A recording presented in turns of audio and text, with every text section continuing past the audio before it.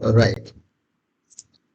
હવે આપણે એક વિચાર કરીએ કે માનો કે તમારી મનપસંદ ક્રિકેટ ટીમ, તમને જો ક્રિકેટ ટીમ ગમતી હોય અને તમારી મનપસંદ ક્રિકેટ ટીમ જો જીતી જાય તો તમારો સ્વાભાવિક પ્રતિભાવ શું હોય?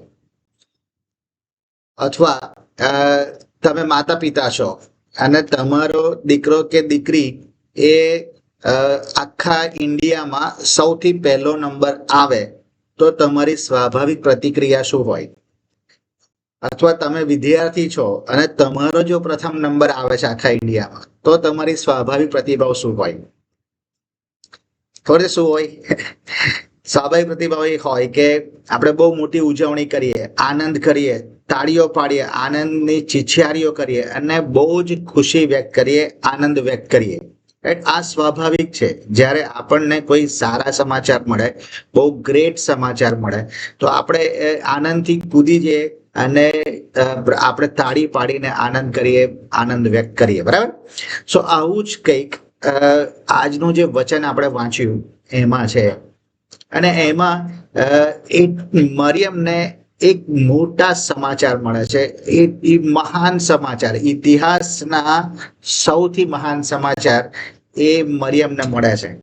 અને કારણ કે ઇતિહાસ સૌથી મહાન સમાચાર એટલા માટે કારણ કે લોકો એ અંધકારમાં જીવે છે, લોકો એ મરણ તરફ આગળ વધી રહ્યા છે, પણ ઈશ્વર એ તારણહાર તરીકે જન્મ લેવાના છે. એટલે જીવનની વાત અહીંયા આવે છે.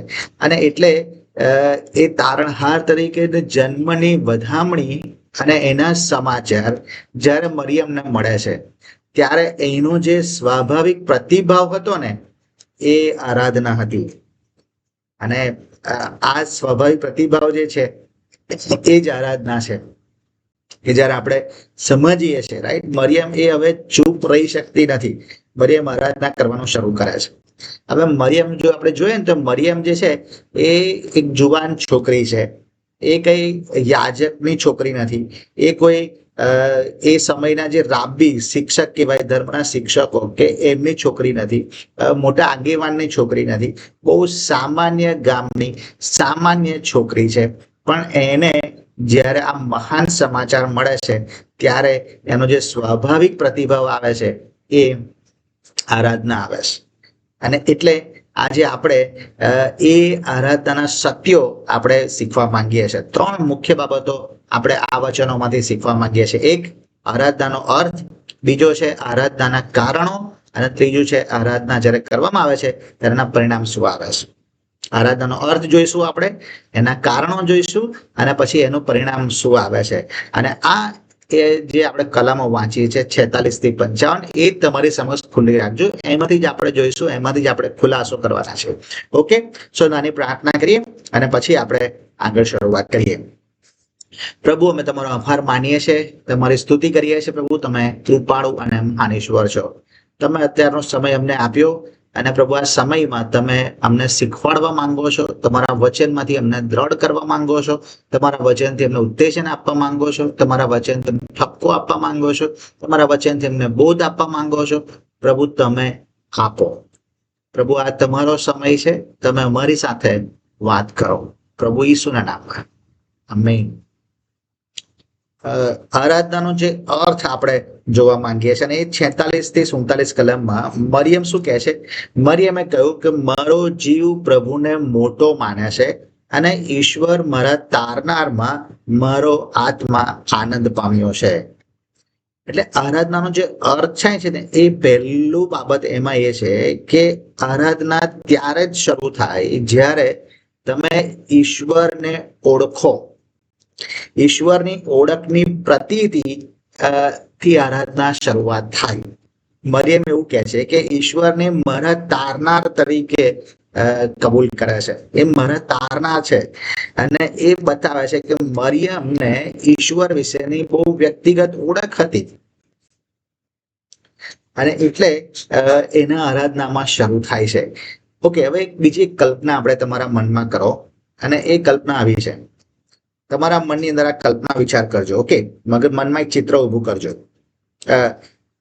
ઉનાળો હવે આવશે, રાઈટ? અને હવે ઉનાળાનો ભર બપોર છે, સખત ગરમી પડી રહી છે. અને એ સખત ગરમીની અંદર કોઈક વ્યક્તિ તમારા ઘરે આવે છે, તમારો દરવાજો ખટખટાવે છે. ભર બપોરે ઉનાળામાં કોઈક વ્યક્તિ તમારા ઘરનો દરવાજો ખટખટાવે છે. તમે ઊભા થાઓ છો, દરવાજો ખોલો છો, અને એ વ્યક્તિને તમે જુઓ છો. એ વ્યક્તિ બહુ પરસેવે રેબઝેબ છે અને બહુ થાકેલો લાગે છે. અને એ વ્યક્તિ તમારી પાસે પાણી માંગે છે. એમ કે છે કે મને એક ગ્લાસ પાણી આપો.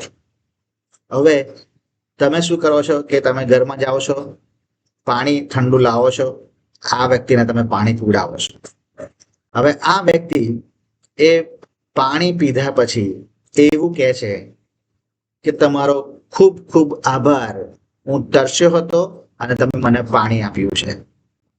પણ પછી એ એવું કહે છે કે તમે બહુ ઉદાર છો, તમે બહુ દયાળુ છો, તમે બહુ પ્રેમાળ છો કે આવા ભર બપોરે તમે મારા માટે પાણી લાવ્યા. હવે આ જે કલ્પના આપણે કરીને એમાં 3 વસ્તુ થઈ. એક, જ્યારે એ વ્યક્તિએ પાણી માંગ્યું ને, એટલે પાણી માંગવું એ પ્રાર્થના હતી. અને જ્યારે પાણી મળ્યું ત્યારે એને કહ્યું કે તમારો આભાર કે તમે મને પાણી આપ્યું, તો એ આભાર સ્તુતિ થઈ.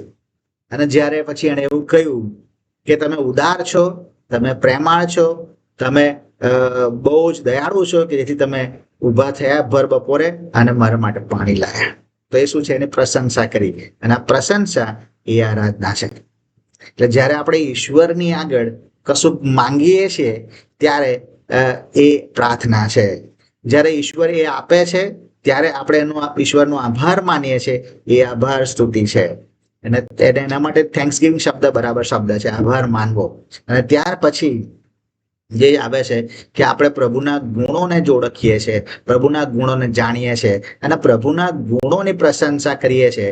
અને પ્રભુને કહે છે કે પ્રભુ તમે દયાળુ છો, પ્રભુને કહે છે કે પ્રભુ તમે મહાન છો, પ્રભુ તમે કૃપાળુ છો, પ્રભુ તમે સર્વસમર્થ છો.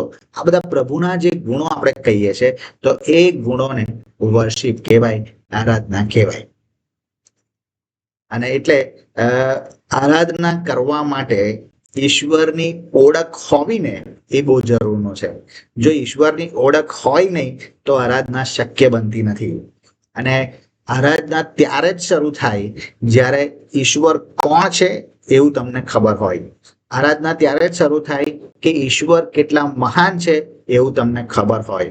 આરાધના ત્યારે જ શરૂ થઈ શકે જ્યારે એવું તમે જાણો કે ઈશ્વરે મારા માટે કશું કર્યું છે, અને ત્યારે તમે આરાધના કરી શકો છો. એટલે આરાધના એ હૃદયનો સ્વાભાવિક પ્રતિભાવ છે જ્યારે આપણે ઈશ્વરની મહાનતાને સમજીએ છીએ. જે વખતે હું ઈશ્વરની મહાનતાને સમજું છું એ જ વખતે મારા હૃદયમાંથી જે ઉમળકો આવે, મારા હૃદયમાંથી જે આનંદ આવે એ આરાધના છે. અને એમાં પછી જે કરવામાં આવે છે, પછી તાળી પાડવામાં આવે કે પછી વગાડવામાં આવે કે ગાવામાં આવે કે કૂદવામાં આવે, આ બધું એ આરાધનાની પ્રતિક્રિયા છે. પણ ક્યારે? જ્યારે મને સમજાય, જ્યારે હું ઈશ્વરની ઓળખું, ઈશ્વરની મહાનતાને જાણ્યા વગર ક્યારેય આરાધના શક્ય બને નહીં. ઓકે, તો આ પહેલી વાત છે. અને એટલા માટે જ આરાધના જે શબ્દ છે ને, એનો શબ્દ ઇંગ્લિશ શબ્દ છે વર્શિપ શબ્દ. હવે આ વર્શિપ શબ્દ છે એ ખરા અર્થમાં એક એંગ્લો સેક્શન જે શબ્દ છે વિડિયો સ્કીપે એમાંથી આવ્યો છે. અને એ વિડિયો સ્કીપીનો જે અર્થ થાય એટલે કે ઈશ્વર વ્યક્તિનું મૂલ્ય જાણો અને એના ઉપર પ્રતિક્રિયા આપો. એનો અર્થ એ થાય કે વર્શિપ એટલે કે વર્થશિપ, એટલે જે ઈશ્વરનું મૂલ્ય આપણે જાણીએ છીએ, ઈશ્વરની વર્થ જાણીએ છીએ અને પછી આપણે એમની આરાધના કરીએ છીએ. એટલે ઈશ્વરના અસ્તિત્વને, ઈશ્વરના ચારિત્ર્યને, ઈશ્વરના ગુણોને ઓળખવા, એનો જ અર્થ આરાધના છે. હવે એના એક ઉદાહરણથી સમજીએ. તમે ટેલિસ્કોપ જો જોયો ને, ટેલિસ્કોપ જોયો તો દૂરબીન આપણે કહીએ. તો ટેલિસ્કોપ જે છે કે એ ટેલિસ્કોપ થી આપણે રાત્રે તારાઓ જોઈએ આકાશમાં. તો આ ટેલિસ્કોપ જે છે એ તારાઓને મોટા બનાવતું નથી. આપણે ટેલિસ્કોપથી જોઈએ એટલે તારાઓ છે કે મોટા ના થઈ જાય, તારાઓ તો એ જ સ્થિતિમાં છે, પણ આપણને એ દેખાય છે, રાઈટ? અને એટલે આવું જ કંઈક આપણી આરાધના છે. આરાધના એ ઈશ્વરને મોટા બનાવતું નથી, ઈશ્વરને મહાન બનાવતી નથી. આરાધના એ તો ઈશ્વર જે છે એ જોવાને માટે મદદ કરે છે. આરાધના એ ઈશ્વરની મહાનતાને ઓળખવાની વાત છે, એ ઈશ્વરને મહાન નથી બનાવતી. અને એટલે આરાધના પહેલું જે આપણે સમજવાનું છે એ છે આરાધના એ છે ઈશ્વરના ઓળખની પ્રતીતિ, એ આરાધના છે. બીજું જે છે એમાં જ આરાધના એ ઈશ્વરની મહાનતા પ્રત્યે માનવ હૃદયનો યોગ્ય પ્રતિભાવ છે. આરાધના એ ઈશ્વરની મહાનતા પ્રત્યે માનવ હૃદયનો યોગ્ય પ્રતિભાવ છે. જો મરિયમને ઈશ્વરના કાર્ય વિશે જ્યારે ખબર પડી ત્યારે એણે ખાલી મનમાં વિચાર કર્યો નથી, પણ એણે પ્રતિભાવ આપ્યો છે. કયો પ્રતિભાવ આપ્યો? એ આનંદ કરે છે, એ સ્તુતિ કરે છે, એ મહિમા કરે છે. અને એટલે આ બતાવે છે કે આરાધના એ ઈશ્વરના કાર્ય માટે યોગ્ય પ્રતિભાવ છે. રાઈટ? જો મરિયમના ગીતની શરૂઆત કેવી થાય છે? એણે કહ્યું કે મારો જીવ પ્રભુને મોટો માને છે. એવા શબ્દોથી કરે છે, મારો જીવ પ્રભુને મોટો માને છે. આ મોટો માને છે જે વાક્ય છે ને, એ વાક્યનો ગ્રીક શબ્દ છે મેગાલિનો. આ વાક્યનો અર્થ, જે ગ્રીક શબ્દ છે એ મેગાલિનો છે, અને એનો અર્થ થાય કે કોઈકની મહાનતાને જાહેર કરવી, કોઈકને ઊંચા ઉઠાવવા અથવા કોઈકના ગુણગાન ગાવા, એવો થાય. રાઈટ? સો અહીંયા શું કહેવા માંગે છે મરિયમ? જ્યારે મોટા માને છે એનો અર્થ કે એ ઈશ્વરના ગુણગાન જાહેર કરે છે, ઈશ્વરને ઊંચા ઉઠાવે છે, ઈશ્વરના મહાનતાને જાહેર કરે છે. બીજો શબ્દ ત્યાં વાપર્યો છે એ આનંદ કરો.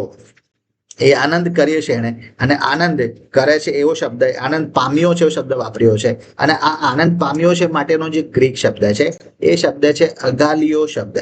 અગાલિયો શબ્દ વાપરાયો છે, અને એનો અર્થ થાય કે ભરપૂર આનંદ, ઊંડાણપૂર્વકનો આનંદ, હૃદયમાંથી છલકાઈ ઉઠેલો આનંદ, ભરપૂર આનંદ છે એની વાત છે. અને એટલે આ જે આરાધના છે એ ઈશ્વરની મહાનતાને વધારતી નથી, પણ ઈશ્વરની મહાનતાને સ્વીકારે છે અને પછી એમને યોગ્ય પ્રતિભાવ આપે છે. એટલે આરાધના એ ઈશ્વરની મહાનતાને યોગ્ય પ્રતિભાવ છે. રાઈટ? અને એટલે જ્યાં જ્યાં તમે બાઇબલમાં આરાધના વાંચશો ને, ત્યાં તમે જોઈ શકશો કે ઈશ્વરના મોટા માનવામાં આવે છે, ઈશ્વરની મહાનતાને જાહેર કરવામાં આવે છે. જો તમે દાઉદનો પ્રતિભાવ વાંચો કલમ 34, ગીતશાસ્ત્ર 34 ની અંદર, તો ત્યાં કહે છે કે મારી સાથે યહોવાને મોટા માનો અને આપણે એકઠા મળીને તેમનું નામ બુલંદ માનીએ. અને પછી દાઉદ એવું કહે છે કે હું સર્વ સમયે યહોવાને ધન્યવાદ આપીશ, મારે મુખે તેમની સ્તુતિ નિરંતર થશે. એટલે આ યોગ્ય પ્રતિભાવ છે. જ્યારે ઈશ્વરની મહાનતાને જાણીએ છીએ ત્યારે યોગ્ય પ્રતિભાવ તરીકે જે બહાર આવે છે, અને એ છે આરાધના. પ્રકટીકરણ 4 અને 11 માં આપણે બહુ સરસ ચિત્ર જોઈએ છે. પ્રકટીકરણ 4 અને 11 એક સરસ ચિત્ર આપણને જોવા મળે છે કે જ્યાં પેલા 24 વડીલો છે, અને 24 વડીલો એ કહે છે કે એમના જે મુંગટ એમને આપવામાં આવ્યા છે, એમને જે ઇનામ આપવામાં આવ્યું છે, એ મુંગટ એમને જે પહેરેલા છે, એ ઇનામ, એ મુંગટ એ કહે છે નાખી દે છે. હવે આ 24 વડીલો એટલે 12 પ્રેરિતો અથવા તો 12 કુળોના જે પ્રતિનિધિઓ છે એ. અને એટલે આ 24 જે વડીલો છે એ શું કરે છે?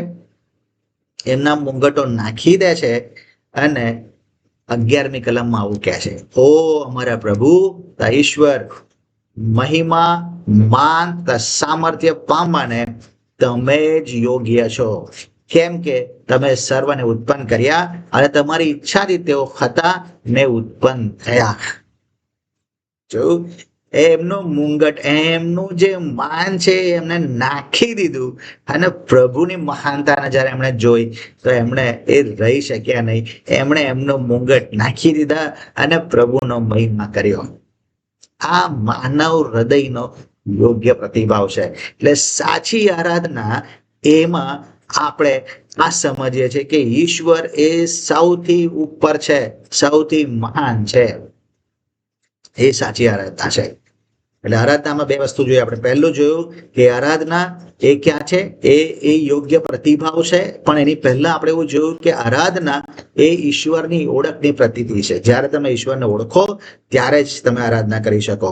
અને ત્યારે જ બીજું આપણે જોયું કે યોગ્ય પ્રતિભાવ છે, એ જ પ્રતિભાવ હોવો જોઈએ કે આપણે ઈશ્વરની આરાધના કરીએ. અને ત્રીજું એમાં જ આપણે જોઈએ છે કે આરાધના એ સંપૂર્ણ અસ્તિત્વમાંથી ઉદ્ભવતો પ્રતિભાવ છે. મનુષ્યનું જે અસ્તિત્વ છે એ શું છે? શરીર, પ્રાણ અને આત્મા. એટલે આ મનુષ્યના અસ્તિત્વમાંથી, આખા અસ્તિત્વમાંથી ઉદ્ભવતો પ્રતિભાવ જે છે એ આરાધના છે. જો અહીંયા હું તમને બતાવું, કલમ 46 મરિયમજી કહે છે કે મારો જીવ, મારો પ્રાણ, એટલે આ જીવ એટલે કે પ્રાણ, મારો પ્રાણ એ ઈશ્વરને મોટો માને છે. અને કહે છે મારો આત્મા, કલમ 47 એટલે આત્માની વાત કરી છે. અને પછી એ ગાય છે, એનો અર્થ એ શરીરથી ગાય છે, બોલે છે, વાત કરે છે, અને એ આરાધના પ્રગટ કરે છે. એનો અર્થ શું થયો કહેવાય કે આરાધના એ આપણા આખા અસ્તિત્વમાંથી આવવી જોઈએ. ખાલી તમે તાળી પાડો કે ખાલી ગાઓ કે ખાલી વાત કરો એનાથી નહીં. આપણા પ્રાણ, આત્મા અને શરીરથી આરાધના થવી જોઈએ. એ જ સાચી આરાધના છે. રાઈટ? અને એટલે આરાધનામાં આપણું આંતરિક અસ્તિત્વ, આત્મિક, આપણા આત્મા, આપણો પ્રાણ, આપણી ઊંડી લાગણી અને ઈચ્છા હોય એમાં, અને આપણું શરીર કે આપણે બાહ્ય રીતે વગાડીએ કે ગાઈએ કે કૂદીએ કે તાળીઓ પાડીએ કે નાચીએ, આ બધું એ બાહ્ય. પણ એ બાહ્ય ક્યારે થાય? જ્યારે અંદરથી ઈચ્છા જાગે, અંદરથી આપણે ઈશ્વરનો આત્માનો, ઈશ્વર આપણા આત્માથી ઈશ્વરની સાથે સંપર્કમાં આવીએ છીએ, ઈશ્વરની ઓળખ કરીએ છીએ, ત્યારે આ શક્ય બને છે. અને એટલે આરાધના જે છે એ આરાધના આપણા સંપૂર્ણ અસ્તિત્વમાં થાય છે. આરાધના એ ઈશ્વરની ઓળખની પ્રતીતિ છે. આરાધના એ માનવ હૃદયનો યોગ્ય પ્રતિભાવ છે. અને આરાધના એ આપણા સંપૂર્ણ અસ્તિત્વથી થાય છે. તો આ છે આરાધનાનો અર્થ. હવે આપણે જોઈએ કે આરાધનાના કારણો. 48 થી 50 કલમમાં આપણે જોઈશું કે મરિયમ એ આરાધનાના ઘણા બધા કારણો આપે છે. ઘણા બધા કારણો આપ્યા છે. અને એ બધા કારણો પરથી આપણે જોઈશું કે આપણી પાસે પણ એ બધા કારણો છે જ કે જેના લીધે આપણે ઈશ્વરની આરાધના કરવાની જરૂર છે. જો કે અહીંયા ઘણા બધા કારણો આપ્યા છે. તમે ફરીથી એની પર બેસજો, અભ્યાસ કરજો. આપણે એ બધા જ કારણો અત્યારે જોવાના નથી, પણ આ મુખ્ય 3 કારણો આપણે અત્યારે જોવાના છે. પણ એ બધા જ કારણો તમે એક લિસ્ટ બનાવી શકો. કદાચ હું માનું છું કે 30 કરતા વધારે કારણો અહીંયા આપવામાં આવ્યા છે, પણ આપણે 3 જોઈશું જે મુખ્ય છે. ઓકે, સો પહેલું આપણે જોઈએ છે 48મી કલમમાં. 48મી કલમમાં લખવામાં આવ્યું છે કે મરિયમ એવું કહે છે, કારણ કે તેમણે પોતાની દાસીની દિનાવસ્થા પર દ્રષ્ટિ કરી છે, કેમ કે જો હવેથી બધી પેઢીઓ મને ધન્ય કહેશે. 48મી કલમમાં આપણે વાંચીએ છીએ, એ કહે છે કે ઈશ્વરે એમની દાસી પર કૃપા દ્રષ્ટિ કરી છે. એટલે મરિયમ ઓળખે છે કે એ સમજે છે કે એને એટલા માટે પસંદ કરવામાં નથી આવી કે એ મહાન છે.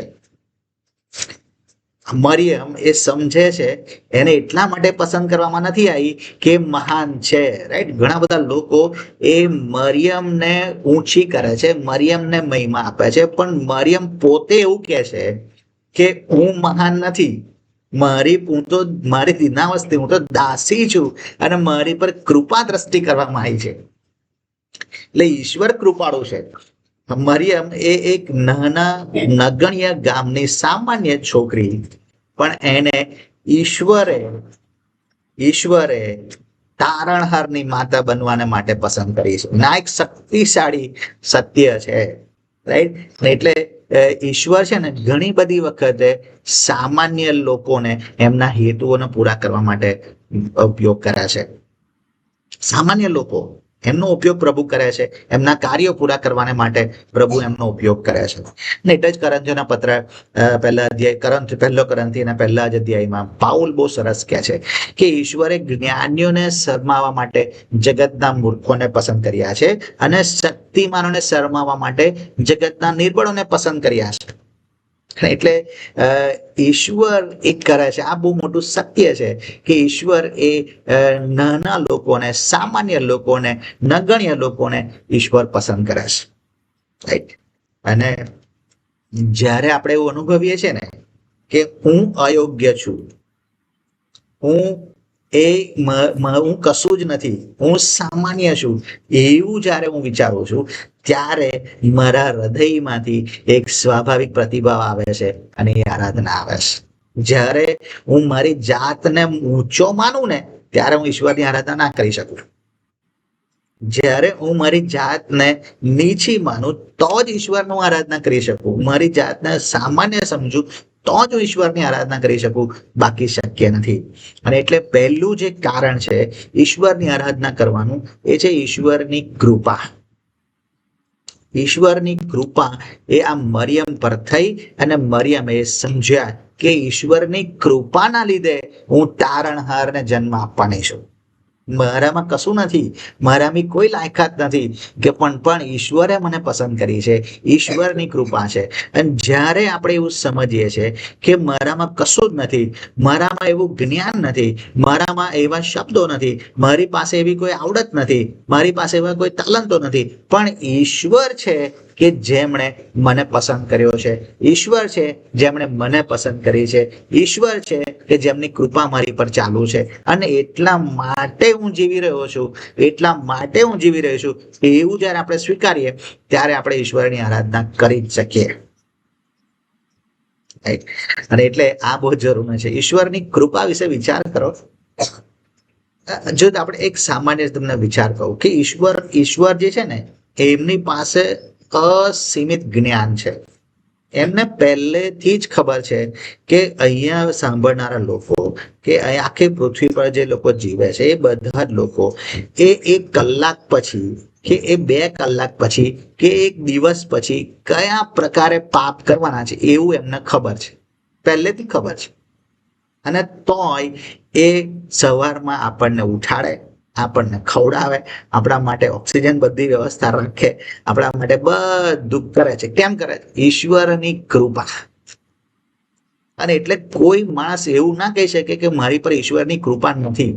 ઈશ્વરની કૃપા એ દરેક પર છે. એ ચાહે વિશ્વાસી હોય કે અવિશ્વાસી હોય કે અન્ય વિશ્વાસી હોય, દરેક ઉપર ઈશ્વરની કૃપા રહેલી છે. અને એટલા માટે જ આપણે જીવી રહ્યા છીએ. બાકી આપણે શક્ય જ નથી કે આપણે જીવીએ. જો આપણે તો ઉદાહરણ માટે સમજવા માટે, જો ભારત સરકારને એવું ખબર પડે કે આપણે કોઈ ગુનો કર્યો છે, બધી એમને ખબર પડી જાય તો શું છોડી મૂકે? ના છોડી મૂકે. એ એની ધરપકડ કરે, એમને જેલમાં પૂરે, એમને શિક્ષા કરે. રાઈટ. પણ ઈશ્વરને આવું બધું ખબર છે અને તોય એ જવા દે છે, આપણને જીવતા રાખ્યા છે, છૂટા રાખ્યા છે, સ્વતંત્ર રાખ્યા છે. એનું કારણ ઈશ્વરની કૃપા આપણી પર ચાલુ છે. અને એટલે ઈશ્વરની કૃપાના લીધે આપણે ઈશ્વરની આરાધના કરવાની જરૂર છે. આજે તમે વિચાર કરી શકો તમારા જીવન સંબંધી ઈશ્વરે તમને કેટલી બધી કૃપાઓ આપી છે. જેનું લિસ્ટ બનાવવા બેસશો ને તો એ કૃપાઓ ખૂટશે નહીં. અને એટલે એ આજે યાદ કરો અને એ બધી કૃપાઓ માટે ઈશ્વરનો આજે આરાધના કરો. ઈશ્વર તમારી કૃપાના લીધે આજે હું તમારી આરાધના કરું છું. એટલે પહેલું કારણ જે જોઈએ છે આપણે એ છે ઈશ્વરની કૃપા ચાલુ છે. બીજું છે 49મી કલમમાં મરીને એવું કહે છે, કેમ કે પરાક્રમીએ મારે માટે મહાન કૃત્યો કર્યા છે, તેમનું નામ પવિત્ર છે. પરાક્રમી એટલે કે ઈશ્વરનું સામર્થ્ય. પરાક્રમી માટે જે શબ્દ વપરાયો છે, ગ્રીક શબ્દ એ ડાયનાટોસ એવો શબ્દ વપરાયો છે. અને ડાયનાટોસનો જે અર્થ થાય એ છે અશક્યને શક્ય બનાવવાનો સક્ષમતા જેની પાસે છે એને ડાયનાટોસ કહેવાય. અશક્ય હોય પણ એને શક્ય બનાવવાની સક્ષમતા, એકદમ શક્તિશાળી, પરાક્રમી એને એ કહેવાય. ને મરિયમ કહે છે કે પરાક્રમી, જે સામર્થ્યવાન છે, જે અશક્યને શક્ય કરનાર છે, એ ઈશ્વરે મારા માટે મહાન કૃત્ય કર્યા છે. ઈશ્વરની આરાધનાના મુખ્ય કારણોમાંનું આ એક કારણ છે કે આપણે ઈશ્વરના પરાક્રમને સમજીએ, ઈશ્વરના સામર્થ્યને સમજીએ. ગીતશાસ્ત્ર 77:14 આવું કહે છે, તમે ચમત્કાર કરનાર ઈશ્વર છો, તમે લોકોમાં તમારું સામર્થ્ય પ્રગટ કર્યું છે. લુક 18:27 આવું કહે છે, માણસોને જે અશક્ય છે તે ઈશ્વરને શક્ય છે. ઈશ્વર એ સામર્થ્યવાન છે. આ મરિયમ એવું સમજી શક્યું અને એને સ્વીકાર્યું કે ઈસુનો જે જન્મ છે ને, હું તો કુંવારી છું, પણ કહે છે કે ઈસુનો જે જન્મ થવાનો છે એ સામાન્ય વાત નથી, એ અલૌકિક કાર્ય છે. એ ઈશ્વરનું સામર્થ્ય પ્રગટ કરે છે કે મેં કોઈ પુરુષ સાથે સંસર્ગ રાખ્યો નથી, તો કેવી રીતે મારાથી બાળક જન્મી શકે? અને એ સમજે છે કે આ ઈશ્વરનું સામર્થ્ય છે, ઈશ્વરનું પરાક્રમ છે કે જેના લીધે તારણહાર જન્મ લેશે. અને એ ઈશ્વરના મહાન કાર્યને યાદ કરીને ચૂપ રહી શકી નહીં, એ સમજીને ચૂપ રહી શકી નહીં, પણ એના હૃદયમાંથી એક સ્વાભાવિક પ્રતિભાવ નીકળે છે. અને આ ગીત આપણે આજે સમજીએ છીએ. આપણે આપણા વ્યક્તિગત જીવન સંબંધી વિચાર કરી શકીએ. તમારી ભૂતકાળની પરિસ્થિતિ વિચાર કરો કે તમે ભૂતકાળમાં કઈ જગ્યા ઉપર હતા, કઈ સ્થિતિમાં હતા, એટલે ત્યાં ઈશ્વરે તમારામાં બદલાણનું કેવું કામ કર્યું, કેવી રીતે પ્રભુ તમને એ જગ્યાઓમાંથી બદલી અને આજે કોઈક જગ્યા ઉપર તમને સ્થિર કર્યા છે કે જે માટે તમે લાયક જ નહોતા, પણ ઈશ્વરે તમને સ્થિર કર્યા છે. તમારી પ્રાર્થનાઓના જવાબ પ્રભુએ કેવી રીતે આપ્યા છે એને યાદ કરો. તમને જે મળેલું રક્ષણ છે, તમને જે મળેલી સફળતાઓ છે એને યાદ કરો. આ બધા જ તમારા આરાધનાના કારણો છે. તમે જોઈ શકશો, જ્યારે તમે આ વિચાર કરશો ને ત્યારે ઈશ્વરનું સામર્થ્ય તમે જોઈ શકશો કે ઈશ્વર કેટલા બધા સામર્થ્યવાન છે. જે અશક્ય લાગતું હતું, કદાચ કોઈકની સાક્ષી એવી હશે કે ડોક્ટરોએ ના પાડી દીધી હશે, એમણે હાથ ઊંચા કરી દીધા હશે, પણ ઈશ્વરે ત્યાં સામર્થ્ય પ્રગટ કર્યું હશે. આસપાસની બધી જ પરિસ્થિતિઓ બંધ થઈ ગઈ હશે, બધા દરવાજા બંધ થઈ ગયા હશે, પણ પ્રભુએ ત્યાં આગળ મોટો દરવાજો ખોલ્યો હશે. અને એ ઈશ્વરનું જે સામર્થ્ય છે ત્યાં તમે ઈશ્વરની આરાધના કરી શકો. ઈશ્વરનું પરાક્રમ, ઈશ્વર કોઈ પેલા જાદુ અને તંત્ર મંત્ર વિદ્યા કરનાર નથી, એ પરાક્રમી છે, પરાક્રમી છે. એમનું સામર્થ્ય એ બોલે ને એ થાય, એમનું સામર્થ્ય, એમનો અધિકાર, એ જે અધિકારથી બોલે એ થાય ને થાય જ. એ વિચારે અને થાય, એ સ્પર્શ કરે અને થાય. અરે મરી ગયેલો માણસ 4 દિવસ થઈ ગયા હોય લાજરસ, અને પ્રભુ કહે બહાર આવ, તો એને આવવું પડે બહાર. આ ઈશ્વરનું સામર્થ્ય છે. અને આવા સામર્થ્ય માટે એમની આરાધના થવી જોઈએ, થવી જોઈએ. અને આપણે એની આરાધના કરવાની જરૂર છે. ત્રીજું કારણ જે આપણે 50મી કલમમાં જોવા મળે છે. 2 કારણ જોયા, ઈશ્વરની કૃપા અને ઈશ્વરનું સામર્થ્ય. ત્રીજું કારણ જે આપણે જે જોવા માંગીએ છીએ એ છે ઈશ્વરનું વિશ્વાસુપણું. 50મી કલમમાં જોઈએ છે. મરીમ એવું કહે છે કે જેઓ તેમનો ભય રાખે છે તેઓ પર પેઢી દર પેઢી તેમની દયા રહે છે. જેઓ તેમનો ભય રાખે છે તેઓ પર પેઢી દર પેઢી તેમની દયા રહે છે. પ્રભુ વિશ્વાસુ છે. મરિયમને એ સમજ પડી કે આ ઈશ્વરનું જે વિશ્વાસુ છે એ પેઢી દર પેઢી ચાલુ રહે છે. ઇબ્રાહિમથી માંડીને મરિયમ સુધી પ્રભુનું વિશ્વાસુપણું ચાલુ રહ્યું છે. અને મરિયમ પછી આજ સુધી આપણી સુધી ઈશ્વરનું વિશ્વાસુપણું ચાલુ રહ્યું છે, ઈશ્વરની વફાદારી ચાલુ રહી છે. ઈશ્વરનો ભય રાખનારા બધા સુધી ઈશ્વરનું વિશ્વાસુપણું ચાલુ રહે છે. ઈશ્વરે કહ્યું છે કે જેઓ મારે પર વિશ્વાસ કરે છે તેઓને બચાવીશ. મને ખબર છે આ બહુ એક આશ્ચર્યજનક સત્ય છે. આશ્ચર્યજનક સત્ય છે કે ઘણા બધા લોકો વિશ્વાસ કરે છે ને પસ્તાવો કર્યો, વિશ્વાસ કર્યો, પ્રભુ ઈસુનો સ્વીકાર કર્યો અને પછી પણ એમના જીવનમાં પાપ હોય છે. આશ્ચર્યજનક સત્ય છે. પણ છતાંય ઈશ્વર એમનું વિશ્વાસુપણું છોડતા નથી. ઈશ્વર એમનું વિશ્વાસુપણું આપણી સાથે ચાલુ રાખે છે. ઈશ્વર એમના વિશ્વાસુપણાથી બાકાત જતા નથી, ફરી જતા નથી. એમણે કહ્યું છે કે અનંત જીવન આપું છું તો એ આપે જ છે. એમણે કહ્યું છે રક્ષા કરીશ તો એ રક્ષા કરે જ છે. એમણે કહ્યું છે કૃપા આપીશ તો આપે જ છે. એમણે કહ્યું છે કે હું માફી આપું છું તો આપે જ છે. જો કોઈ માફી માટે જાય તો પ્રભુ ના પાડશે નહીં, એ આપે જ છે. ઈશ્વરનું વિશ્વાસુપણું ચાલુ છે. એટલે 3 મહાન ગુણો પ્રભુને આપણે જોઈએ છે. ઈશ્વરની કૃપા આપણી પર ચાલુ છે, આપણે આરાધના કરી શકીએ છીએ. ઈશ્વરનું સામર્થ્ય આપણે જોયું છે, જોઈ રહ્યા છે અને જોઈશું. આપણે એમની આરાધના કરીએ. ઈશ્વરનું વિશ્વાસુપણું હતું, છે અને હંમેશા રહેવાનું છે. પેઢી દર પેઢી રહેવાનું છે. આપણે એમની આરાધના કરીએ. આરાધના મુખ્ય કારણો છે જેમાં આપણે કરવાનું છે. છેલ્લો જે મુદ્દો છે આપણે જોવા માંગીએ છીએ છે આરાધના જ્યારે કરવામાં આવે છે ત્યારે એનું પરિણામ શું આવે છે. 51 થી 55 જે કલમો છે એમાં આરાધના કરવાના પરિણામ આપણે જોઈએ છીએ. આરાધના જે સાચી આરાધના છે ને એ ગીતો પછી સમાપ્ત થઈ જતી નથી, પૂરી થતી નથી, પણ સાચી આરાધના એ જીવનમાં રૂપાંતર લાવે છે.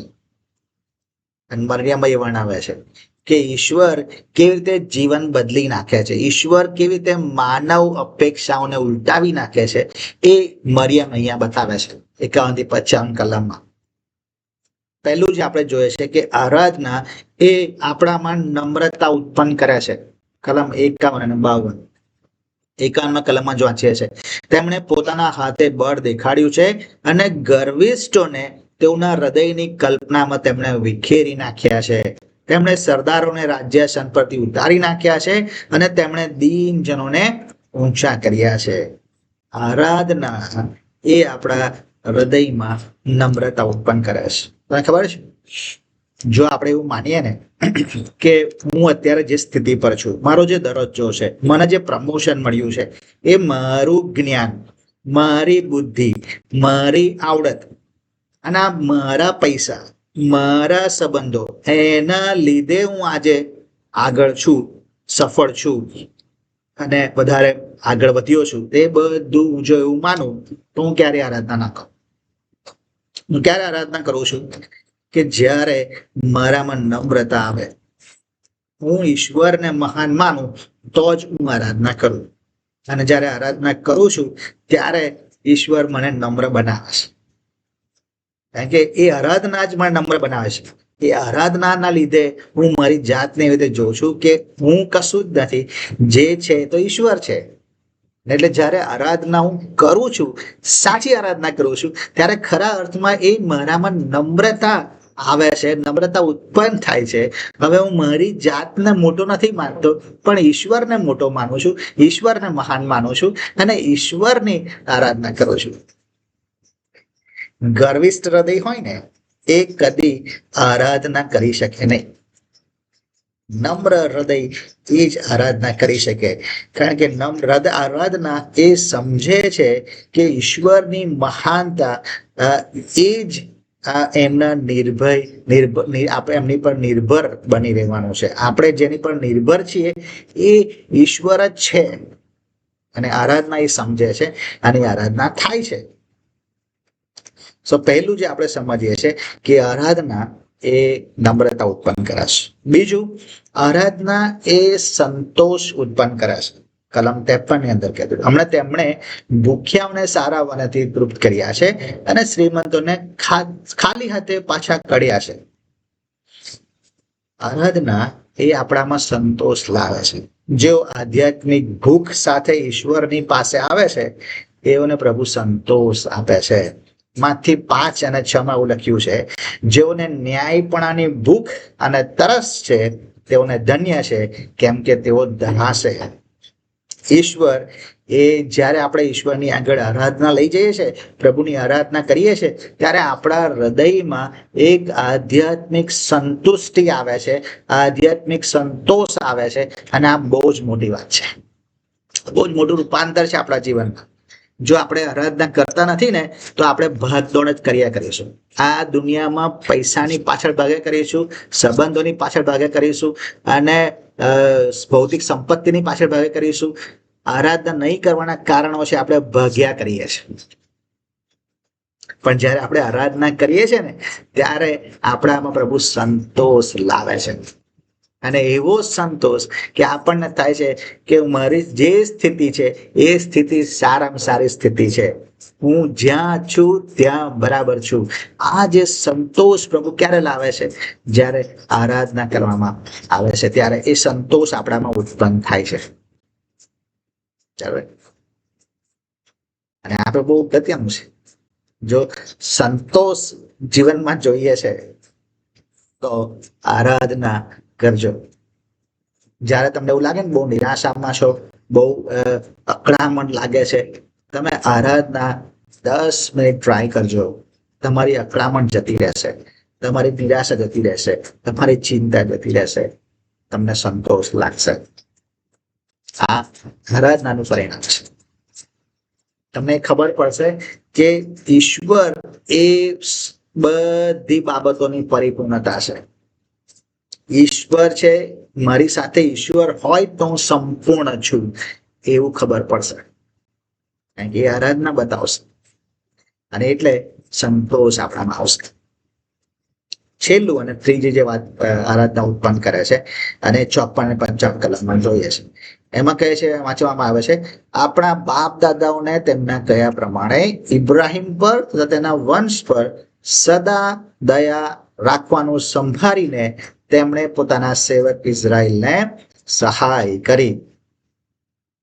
એટલે શું ખબર છે? આ બતાવે છે આ કલમ કે આરાધના એ વિશ્વાસ ઉત્પન્ન કરે છે. એમના બાપ દાદાના કયા પ્રમાણે આજે પણ ઈશ્વર સહાય કરે છે, એ વિશ્વાસ ઉત્પન્ન કરે છે. ઇબ્રાહિમથી માંડીને પ્રભુના જે વચનો છે, એટલે મરિયમ અહીંયા ઇબ્રાહિમને ઈશ્વરે જે વચન આપેલા છે એની યાદ કરે છે. અને એ મરિયમ એ ઈસુના જન્મને જૂના કરારમાં ઈશ્વરે જે વચનો આપેલા, ઈશ્વરે જે કરાર આપેલા ઈસુના જન્મ માટેના, એ બધા જન્મો સાથે, બધા કરાર સાથે જોડે છે. અને એ બતાવે છે કે ઈશ્વર એ હંમેશા એમના વચનોને પૂરા કરે છે. એમને ઇબ્રાહિમને વચન આપેલું, એમને દાઉદને વચન આપેલું, તો ઈશ્વર કહે છે પૂરા કરે છે ને. પ્રભુ અહીંયા એ બતાવે અને મરિયમ અહીંયા બતાવે છે. એટલે જયારે આપણે આરાધના કરીએ છીએ ને ત્યારે આપણો વિશ્વાસ પણ મજબૂત બને છે.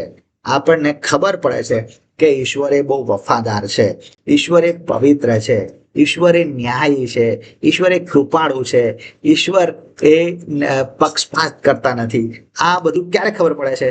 જ્યારે આપણે આરાધના કરીએ છીએ. અને એ ઈશ્વરની ઓળખથી આવે છે, ઈશ્વરની ઓળખથી આરાધના થાય છે, અને આરાધનાથી આપણા જીવનમાં આ પરિણામો ઉત્પન્ન થાય છે. અને એટલે આપણે જે કરવાની જરૂર છે ને એ આ છે, ઈશ્વરની આરાધના આપણે કરવાનું ચાલુ રાખીએ, અને ત્યારે આપણામાં નમ્રતા ઉત્પન્ન થશે, આપણાની અંદર એ વિશ્વાસ ઉત્પન્ન થશે, આપણી અંદર એ સંતોષ ઉત્પન્ન થશે. આરાધના એ છે ને એ એક ચક્ર બનાવે છે, એક ચક્ર બનાવે છે. જ્યારે આરાધના આપણે કરીએ છીએ ને ત્યારે આપણે ઓળખ, ઈશ્વરની ઓળખ આપણને થાય છે. ત્યારે શું કરીએ છીએ? આપણે આરાધના કરીએ છીએ, બરાબર. અને એ આ ઓળખ થાય છે અને એટલે આરાધના કરીએ છીએ. અને એ ઓળખ ઈશ્વરની કૃપાને આપણે સમજીએ છીએ, ઈશ્વરના સામર્થ્યને સમજીએ છીએ, ઈશ્વરના વિશ્વાસોપણાને આપણે સમજીએ છીએ, આપણે ઈશ્વરની આરાધના કરીએ છીએ, બરાબર. અને એ ચક્ર બનશે, આપણામાં આનંદ વ્યક્ત થાય છે, આપણો શરીર, પ્રાણ અને આત્મા એ ઈશ્વરની પ્રશંસા કરશે, ઈશ્વરની આરાધના કરશે. ઈશ્વરને ઓળખવા, ઈશ્વરની આરાધના કરીશું એટલે આપણું એક રૂપાંતર થશે, નમ્રતા, સંતોષ અને વિશ્વાસ ઉત્પન્ન થશે. અને આ જેવું ઉત્પન્ન થશે, આપણે વધારે ઈશ્વરને ઓળખીશું.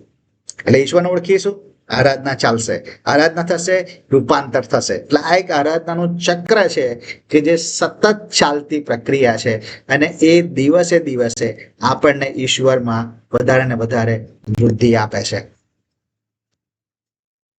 એટલે આરાધના, સાચી આરાધના એ કરવાની આપણને બહુ જરૂર છે. છેલ્લે એક ઉદાહરણ આપીને હું પૂરું કરું છું. એક વખત એક ચર્ચની અંદર એક માણસ બહુ જ ઉત્સાહથી અને બહુ જ મોટેથી અને બહુ જ ઘાંટો પાડીને અને નાચી કૂદીને ઈશ્વરની સ્તુતિ કરતો હતો. એક માણસ એક ચર્ચની અંદર બહુ જ ઉત્સાહથી, બહુ નાચીને, કૂદીને અને આનંદથી મોટે ઘાંટે ઈશ્વરની સ્તુતિ કરતો હતો. એટલે કેટલાક લોકોએ વિચાર કર્યો કે આ માણસ કેમ આટલો બધો ઉત્સાહ લાવે છે, કેમ આટલો બધો મોટેથી ગાય છે, કેમ આટલું બધું કરી શકે છે. અને પછી આરાધના પછી એમને પૂછવામાં આવ્યું કે તમે કેમ આટલા બધા ઉત્સાહમાં હતા? અને ત્યારે એણે જવાબ આપ્યો આવો હતો કે જો તમે જાણો કે ઈશ્વરે મને કેવી રીતે બચાયો છે, ક્યાંથી બચાયો છે, તો તમે પણ મારી જેમ જોર જોરથી ગાશો ને ઈશ્વરની સ્તુતિ કરશો. એ માણસને સમજાયેલું કે ઈશ્વરે એના જીવનમાં શું કર્યું છે અને એટલે એ મોટેથી ઈશ્વરની સ્તુતિ કરતો હતો. એને સમજ પડી કે ઈશ્વર કોણ છે અને એ પોતાની આરાધના રોકી શક્યો નહીં, પોતાની પ્રતિક્રિયા રોકી શક્યો નહીં. આજે આપણે આપણા હૃદયમાં ડોક્યું કરવાની જરૂર છે. ઈશ્વરે મારા માટે શું કર્યું છે? ઈશ્વર બતાવશે ઈશ્વર કોણ છે.